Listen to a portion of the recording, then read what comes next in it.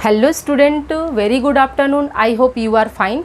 Welcome to expert classes by Manju ma'am. Student, मैं आप लोगों के लिए को करिकुलर का कोर्स लाई हूँ जो कि आप लोगों को सेकेंड सेमेस्टर में फर्स्ट एड एंड हेल्थ नामक पेपर से आप लोगों को ऑब्जेक्टिव टाइप के क्वेश्चन पूछे जाएंगे. स्टूडेंट, मेरे द्वारा अभी तक आप लोगों का 10 चैप्टर कंप्लीट हो गया है और उसका प्रैक्टिस सेशन भी हमने आप लोगों को यूट्यूब पर करा दिया है. स्टूडेंट, इसके पूर्व की क्लास आप लोग देखने के लिए डिस्क्रिप्शन बॉक्स में जो लिंक दिया गया उस पर आप क्लिक करके यूट्यूब पर जाकर पूर्व क्लासेस आप लोग देख सकते हैं और जो जितने भी प्रैक्टिस सेट मेरे द्वारा कराया गया उसे आप लोग कर सकते हैं ताकि आप लोगों को एग्ज़ाम में कोई भी प्रॉब्लम ना हो. चैनल से आप लोग जुड़ने के लिए सब्सक्राइब करिए और हर वीडियो को आप लोग लाइक करिए. सब्सक्राइब करने से आप लोगों को मेरे सारी वीडियो की नोटिफिकेशन तुरंत आप लोग को मिल जाएगी ताकि आप लोग अपने स्टडी को कंटिन्यू रख सकते हैं. तो प्लीज़ जुड़िए expert classes bye Manju ma'am. Okay student, आइए अभी आप लोगों का मैं चैप्टर 11 स्टार्ट की हूँ जो कि आप लोगों का first aid related with digestive system है, यानी पाचन तंत्र से संबंधित प्राथमिक उपचार, जिसमें आप लोगों का 3 लेक्चर कंप्लीट हो गया. आज आप लोगों का 4th लेक्चर है. स्टूडेंट, कुछ रिमेन पार्ट आप लोगों का बच गया था डाइजेस्टिव सिस्टम में, तो इसी को अभी आज मैं कंटिन्यू कर रही हूँ. स्टूडेंट, तो आइए देखते हैं डाइजेस्टिव सिस्टम. तो देखिए, हमने आपको बताया कि जो पाचन क्या होता है. तो पाचन आपको मैंने बताया है कि पाचन क्या होता है, जटिल पदार्थों का सरल रूप में बदलना ही क्या कहलाता है, पाचन कहलाता है. ठीक है स्टूडेंट, जैसे उसमें आप लोगों का कार्बोहाइड्रेट है, प्रोटीन है, वसा है, हाँ, ये सब का क्या होता है, पाचन होता है. पाचन किसका नहीं होता है स्टूडेंट, याद रखिएगा, जल और मिनरल्स जो होते हैं और आपका विटामिन्स जो होता है, जितने भी माइक्रो मतलब एलिमेंट्स होते हैं उनका क्या होता है, आपका पाचन नहीं होता. वो क्या किए जाते हैं, वो एब्जॉर्ब किए जाते हैं. स्टूडेंट, ठीक है. पाचन सिस्टम मैंने डाइजेस्टिव सिस्टम में मैंने आप लोगों को क्या क्या बताया स्टूडेंट, डाइजेस्टिव सिस्टम यानी पाचन की जो क्रिया है वो कैसे कंप्लीट होगी.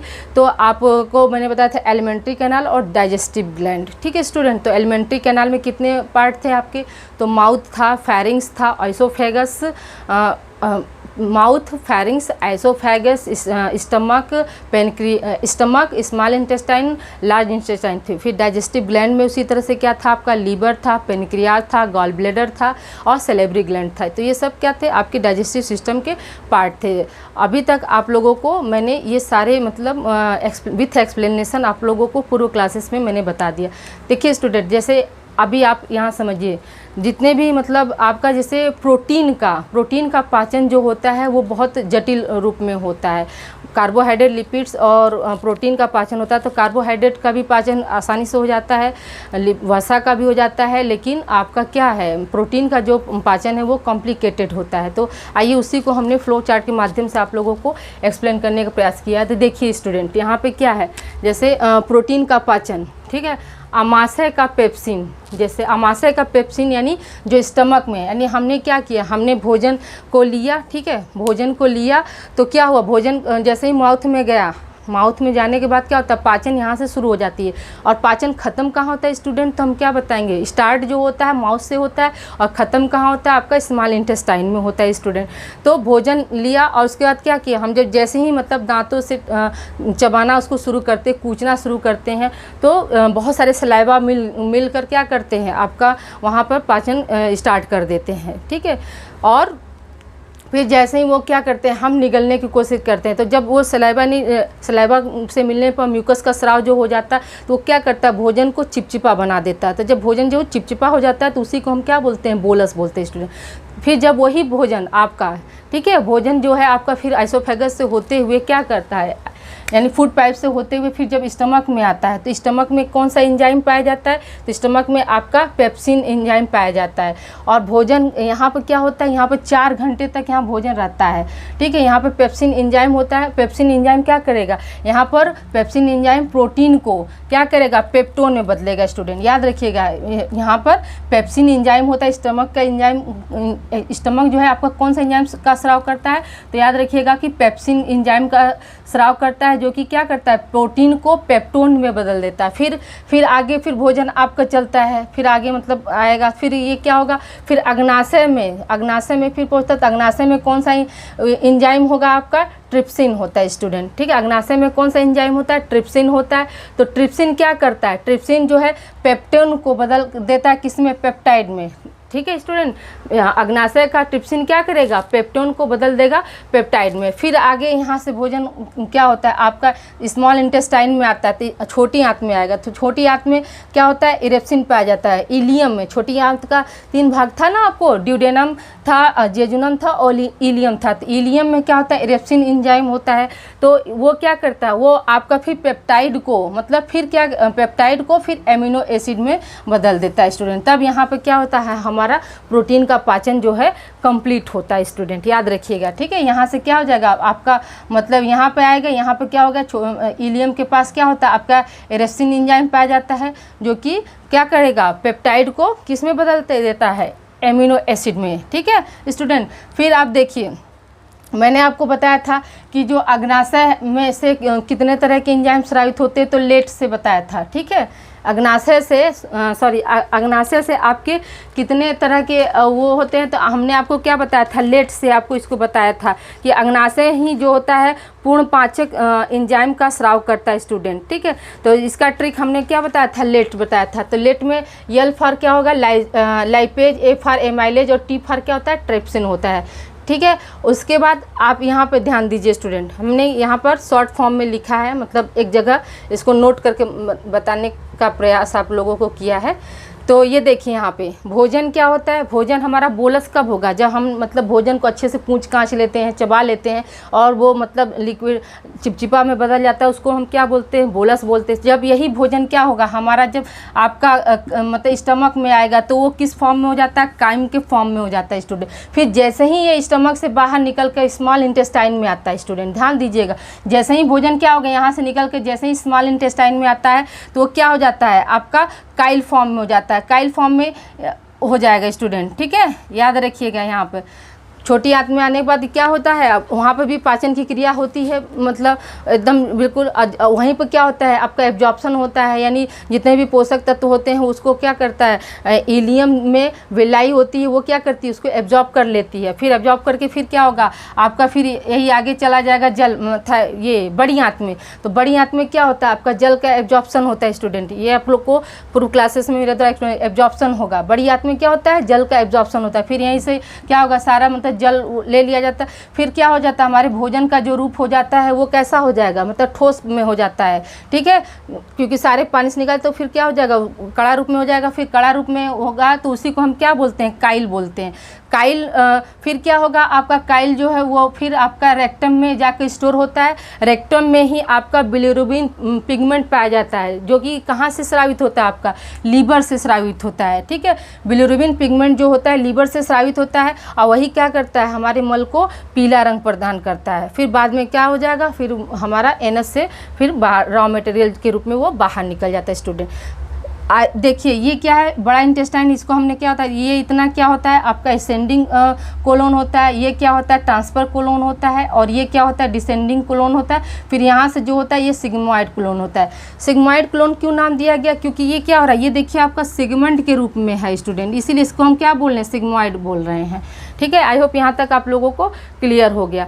अब यहाँ दूसरा पॉइंट इंपॉर्टेंट ध्यान दीजिएगा कि जैसे आपका पित्त, यानी पित्त कहाँ बन रहा है स्टूडेंट, पित्त कहाँ बनता है, लीवर में बनता है, और स्टोर कहाँ होता है आपका, गॉल ब्लैडर में। तो पित्त बना गॉल ब्लैडर में कहाँ होता है, गॉल ब्लैडर में स्टोर होता है। तो जहाँ पे वो स्टोर हो रहा है तो यानी उसको कौन उत्तेजित करता है, तो याद रखिएगा, दो हमने आपको बताया था कि स्मॉल इंटेस्टाइन से दो हार्मोन निकलते हैं, एक सिक्रेटिन होता है, एक था कोलेसिस्टोकाइनिन होता है। जो कोलेसिस्टोकाइनिन होता है वो क्या करता है, वो मतलब गॉल ब्लैडर को उत्तेजित करता है कि मतलब बाइल जूस ज़्यादा से ज़्यादा हो, और सिक्रेटिन जो होता है वो क्या करेगा, वो अग्नाशय को मतलब उत्तेजित करेगा कि आप क्या करेंगे, लेट, यानी जो एंजाइम निकलने हैं उसका वो स्राव अधिक करें। ठीक है स्टूडेंट, याद रखिएगा इसको।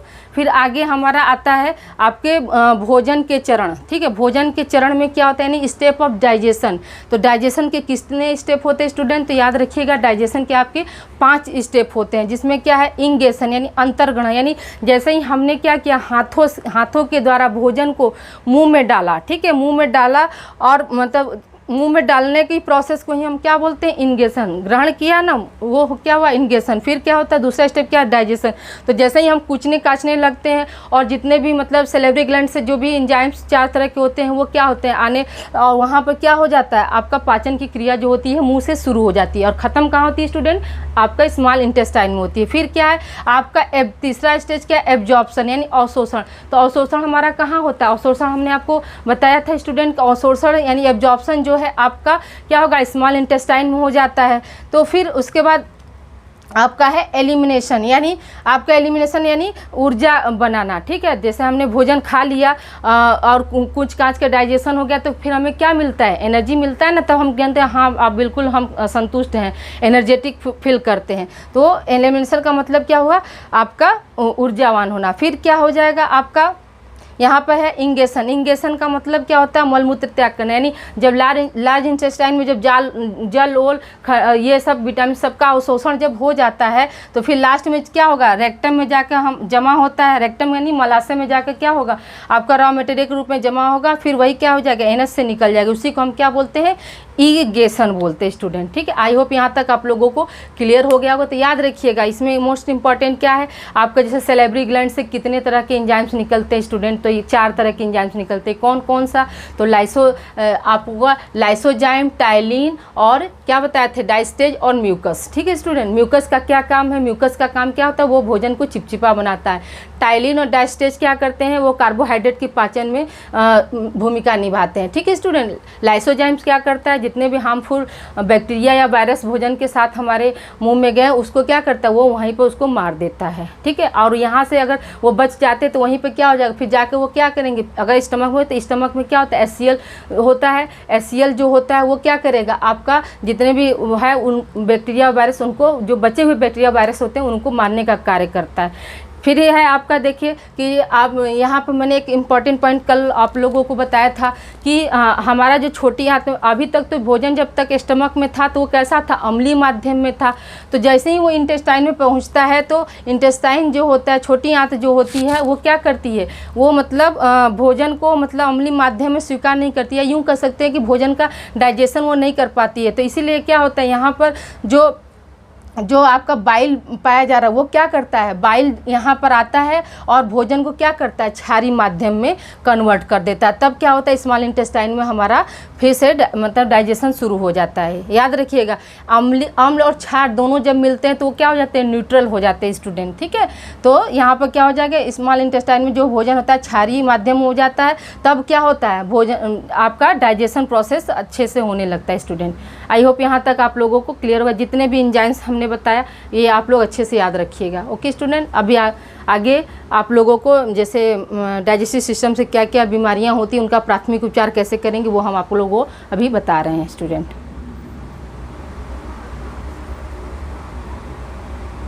ये स्टूडेंट डाइजेस्टिव सिस्टम से जो संबंधित बीमारी है उसको हम कंटिन्यू करते हैं।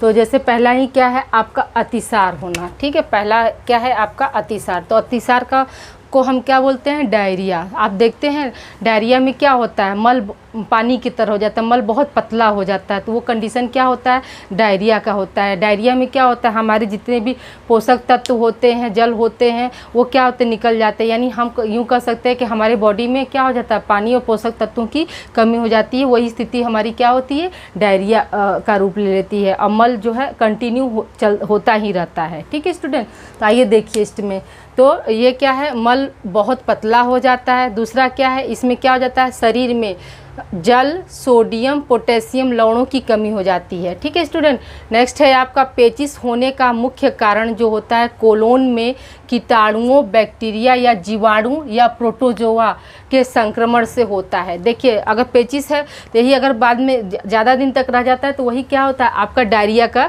रूप ले लेता है स्टूडेंट। ठीक है, तो अब आइए देखिए इसमें चौथा पॉइंट क्या है। तो इसमें जब अतिसार हो जाएगा तो उसमें विशेषकर क्या होता है, पेलेग्रा में नियासिन की कमी और विटामिन ई की कमी से क्या हो जाता है, डायरिया हो जाता है। ठीक है, अगर पेलेग्रा डिजीज हुआ है तो उसमें क्या होता है, नियासिन की कमी से हमें क्या होता है, पेलेग्रा होता है। तो और विटामिन ए की जब कमी हो जाएगी तो उसमें क्या हो जाता है, विटामिन ए की कमी से आपका डायरिया हो जाएगा। यानी पेलेग्रा की स्थिति में नियासिन की कमी हो रही है और विटामिन ई की भी कमी होती है, तब उसमें क्या होता है, हमें डायरिया हो जाता है। स्टूडेंट, आपको क्वेश्चन यहाँ पूछा जा सकता है कि कौन सा पोषक तत्व है जिनके कमी के कारण डायरिया होता है। तो स्टूडेंट याद रखिएगा, नियासिन और विटामिन ए जो ऐसे पोषक तत्व है जिनकी कमी से क्या होता है, हमें डायरिया हो जाता है। स्टूडेंट आइए देखिए इसमें दूसरा नेक्स्ट पॉइंट है, नेक्स्ट हेडिंग है हमारा इन्फेक्शन काजिंग डायरिया, मतलब किनके इन्फेक्शन के कारण हमें डायरिया होता है। तो उसमें क्या है, हमने आपको बताया जैसे वायरस,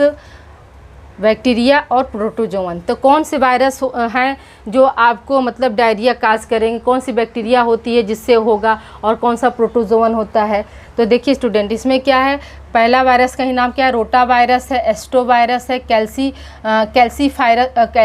वायरस है और कोरोना वायरस है। ये सब क्या है, ये ऐसे वायरस है जो कि मतलब बहुत सारी बीमारी के कारण बन सकते हैं। फिर दूसरा है बैक्टीरिया में क्या, इशर्चिया कोलाई है और साल्मोनेला है।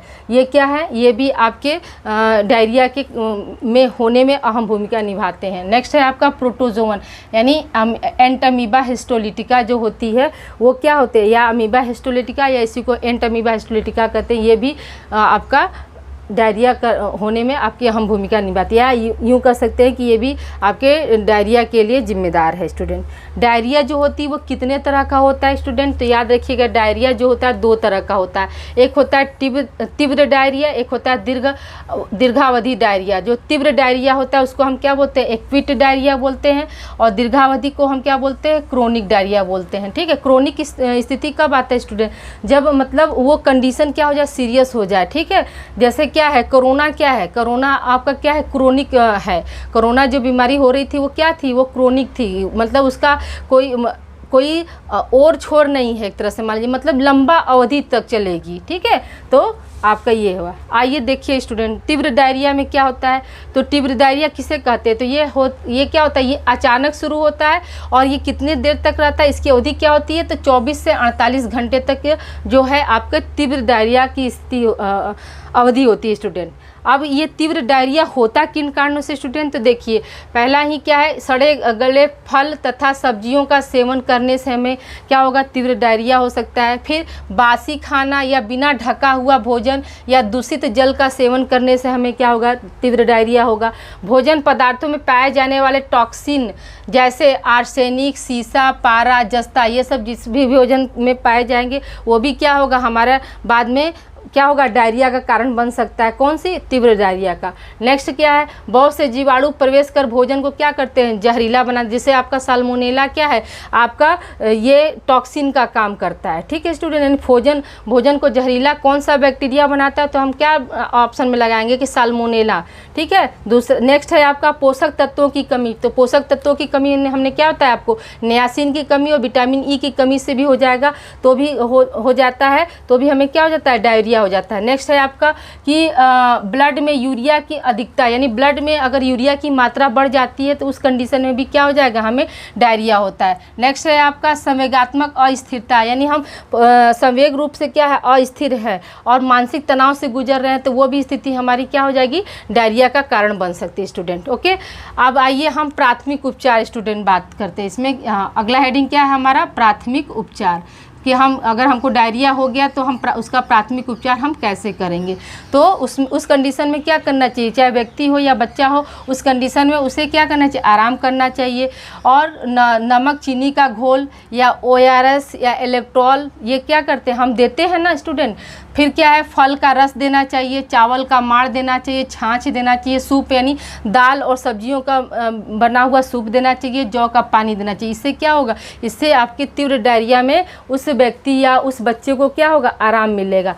नेक्स्ट है आपका खिचड़ी या घुटी हुई मूंग की दाल देना चाहिए। ठीक है, खिचड़ी या घुटी हुई का मतलब क्या है कि मैंने दाल एकदम अच्छे से पक जाए, गल जाए, एकदम पता न चले, उसी को हम क्या बोलते हैं, घुटी हुई, मिल जाना। ठीक है, स्टूडेंट। तो अब अभी आपका क्या हुआ, तीव्र डायरिया कंप्लीट हुआ। अब अभी आपको हम दीर्घावधि डायरिया क्या है, उसके क्या कारण है, उसका उपचार कैसे होगा, ये आपको कंटिन्यू करें स्टूडेंट। इसको आप लोग राइट डाउन करिए। आइए स्टूडेंट, हम आगे कंटिन्यू करते हैं। अभी आप लोगों को मैंने बताया कि तीव्र डायरिया क्या होता है। तो तीव्र डायरिया जो होता है वो अचानक से शुरू होता है स्टूडेंट। तो उसी तरह से दूसरी डायरिया जो है वो क्या है, आपका दीर्घ अवधि का डायरिया होता है, जिससे हम क्या बोलते हैं, क्रोनिक डायरिया बोलते हैं स्टूडेंट। जब अतिसार, स्टूडेंट ध्यान से सुनिएगा कि जो दीर्घावधि का डायरिया कब होता है, जब अतिसार जो है लंबे समय तक रह जाए, तो वही क्या होता है, बाद में क्या हो जाता है, आपका क्रोनिक का रूप ले लेता है स्टूडेंट। तो देखिए यहाँ पर क्या मैंने बताया कि जब अतिसार लंबे समय तक रहता है, वही हमारा क्या हो जाएगा, क्रोनिक डायरिया हो जाता है स्टूडेंट। अब कारण क्या है, मतलब आपका दीर्घावधि का डायरिया होने के क्या क्या कारण होते हैं स्टूडेंट, आइए देखिए। पहला कारण है कि तीव्र अतिसार ठीक होने के बाद ना, अगर जैसे हमारा मतलब एक्यूट डायरिया यानी तीव्र अतिसार अगर ठीक हो गया है, तो ठीक होने के बाद क्या करना, यदि मिर्च मसालेदार चटपटे भोजन का सेवन हम करते हैं तो क्या हो जाएगा, हमारा फिर से डायरिया रिपीट हो जाएगा, और वही क्या होगा, आगे जो होता है क्रोनिक डायरिया का रूप ले लेता है स्टूडेंट ना। तो इसीलिए क्या करना चाहिए, अपने अगर हम डायरिया से पीड़ित हो गए हैं तो कुछ दिनों तक क्या करना चाहिए, अपने जीभ पर कंट्रोल रखना चाहिए। हाँ, नहीं अगर मिर्च मसाला चटपटा अगर खाना हम शुरू कर देंगे तो फिर क्या होगी, हमारी जो कंडीशन हो जाती है वो क्या हो जाएगी, गंभीर हो जाएगी स्टूडेंट। नेक्स्ट है आपका चयापचय गड़बड़ियाँ और अनियमितता होने पर। ठीक है, अगर मान लीजिए वो डायरिया ठीक हो गया और भोजन में हम क्या करें, अनियमितता हो ले रहे हैं, यानी समय से हम अपना डाइट फॉलो नहीं कर रहे हैं, वो क्या हो जाएगा, वो भी हमारा क्या हो जाएगा, आपका दीर्घावधि का डायरिया बन जाता है। नेक्स्ट है आपका बड़ी आंत एवं कोलन में विकार और संक्रमण होने से क्या हो जाता है, आपका तीव्र डायरिया दीर्घावधि डायरिया यानी क्रोनिक डायरिया हो जाता है। नेक्स्ट है आपका कारण यकृत के रोग सिरोसिस होने पर भी हमें क्या हो जाएगा, क्रोनिक डायरिया हो जाएगा।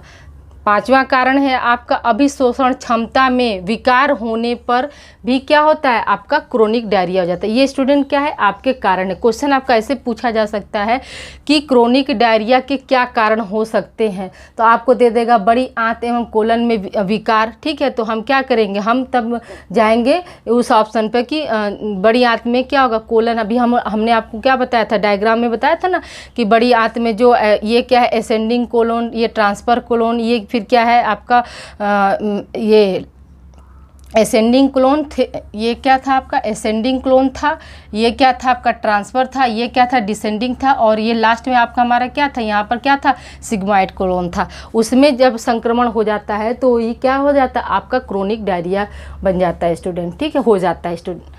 नेक्स्ट है अब आपका मतलब क्रोनिक डायरिया होने पर क्या उपचार होना चाहिए। तो देखिए, रोग की तीव्रता की स्थिति में तरल पदार्थ ही देना चाहिए, यानी उस समय क्या कड़े ठोस पदार्थ का सेवन नहीं करना चाहिए। जो भी हो हमें क्या होना चाहिए, लिक्विड फॉर्म में खाना चाहिए या उसको देना चाहिए। जैसे क्या दे सकते हैं, टमाटर का सूप है, फलों का रस है, चावल का माड़ है, दाल का पानी आदि क्या करेंगे, ये सब क्या हमारा लिक्विड फॉर्म में है, तरल फॉर्म में है, तो उस रोगी को हम दे सकते हैं। दूसरा क्या है, दाल दही केला को मसल कर, खड़ा केला नहीं, केला को हम क्या करेंगे, मसल कर देंगे। लस्सी है, पतली सूजी की खीर दे सकते हैं। नेक्स्ट है आपका चावल को अधिक पकाकर दाल के साथ दे सकते हैं, यानी चावल को जैसे गला देते हैं ना, अधिक पका हुआ चावल का मतलब क्या है कि गला हुआ चावल को हम क्या करेंगे, दाल के साथ दे सकते हैं आदि। फिर है आपका नेक्स्ट, इसमें पढ़ना था स्टूडेंट भोजन विषाक्तता, यानी फूड पॉइजनिंग क्या होता है स्टूडेंट। हम बहुत सुनते हैं कि फूड पॉइजनिंग हो गया, जिनके कारण क्या हुआ, उनकी मौत हो गई। तो देखिए, जैसे दूषित भोजन ग्रहण करने पर ना, अगर वो दूषित भोजन हमारा होता कैसे है, तो जितने भी हम जैसे हमने क्या बताया अभी आपको, साल्मोनेला बैक्टीरिया जो बताया वो क्या है, भोजन विषाक्तता के कारण होता है। यानी साल्मोनेला जो बैक्टीरिया होती है वो क्या है, भोजन को जहरीला बनाती है। ठीक है स्टूडेंट, देखिए जैसे यहाँ पे क्या कि दूषित भोजन ग्रहण करने से उल्टी, दस्त, पाचन संबंधी अन्य बीमारियाँ जो होती हैं वो क्या होती हैं, भोजन विषाक्तता के कारण बनती हैं। अब देखिए विषाक्तता के लक्षण, यानी फूड पॉइजनिंग के क्या क्या लक्षण हैं। तो इसमें क्या होगा, पहला लक्षण व्यक्ति को मिचली आती है और उल्टी होती है। ठीक है, व्यक्ति को क्या आएगा, पहले मिचली आएगा, उल्टी होगा। दूसरा क्या कारण होगा, पेट में ऐंठन होता है, दर्द का होना। तीसरा क्या कारण है, रोगी को अतिसार हो जाता है, तो भी क्या होगा, आपका फूड पॉइजनिंग का कारण बन सकता है। और सर में दर्द की शिकायत रहती है और चेतना क्षीण हो जाती है, यानी जो उसकी मतलब सोचने समझने की जो शक्ति होती है वो क्या होती है, धीरे धीरे कमज़ोर हो जाती है, या यूँ कहिए कि क्षीण हो जाती है।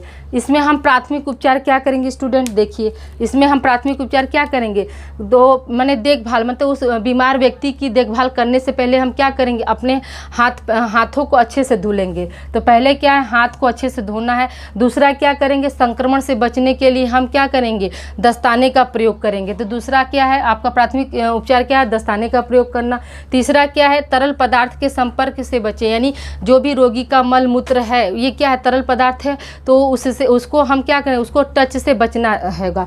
फिर अगला है आपका, बीमार व्यक्ति को उल्टी दस्त होने पर उसके निर्जलीकरण को रोकना चाहिए। यानी कोई भी व्यक्ति है अगर बीमार है ज़्यादा, तो उसके बॉडी में जो निर्जलीकरण हो रहा है, यानी जल की कमी हो रही है या पौष्टिक तत्वों की कमी हो रही है, उसको क्या करना चाहिए, हमें रोकना चाहिए। इसीलिए ना हम ORS, इलेक्ट्रॉल का घोल और ये सब क्या, ये चावल का माड़, दाल का पानी, ये सब क्या करते हैं, हम उस वक्त देते हैं स्टूडेंट। ठीक है, अगर किसी व्यक्ति को फूड पॉइजनिंग हो गई तो आई होप यहाँ तक आप लोगों को क्लियर हो गया होगा।